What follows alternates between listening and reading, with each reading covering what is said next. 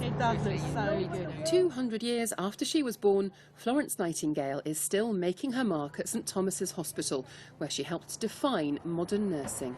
She was a real pioneer in so many different ways, and we just need to just sit back and think about the legacy she left behind. Good morning, my name's Jason. I'm one of the nurse specialists at Guy's and St Thomas's. Morning, my name's Karen. It's about 6 o'clock and I'm just enjoying an early cup of tea in the garden, but I'll be heading off on the train shortly.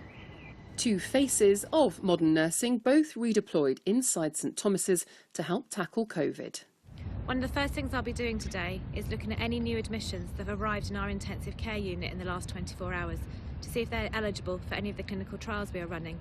So off to work now. First things I need to do is go and pick up my scrubs. So I'm just outside one of our general wards where I've had a real highlight for my day. I've just been to see one of our patients who was in a clinical trial in the intensive care unit last week, and I'm delighted to say he's doing so much better and will be heading for home later on this week. It's been interesting work, but what has been quite inspiring is seeing all my nursing colleagues and how they've risen to the challenge. 1,000 nurses have been retrained to fight coronavirus, 500 redeployed to critical care. Unimaginable changes for both people and technology. I think our nurses, 6,500 of them at Guy's and St Thomas's, have just responded magnificently. Head nurse Dame Eileen Sills says it's been hard for everyone.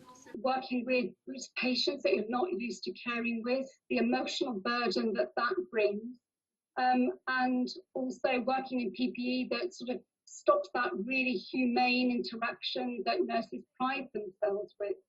People are going home and it's playing out at home because they're worried about their families. So there's no break between work and home. It was at St Thomas's where the Prime Minister was nursed back to health, and it's been the focus of Clap for Carers, a huge display of thanks. Well, it is very humbling, isn't it, that actually people come out every Thursday night to clap. And what would Florence Nightingale say? I think she would be enormously impressed by the nursing response and incredibly proud from what she started in 1860 and how it's grown today.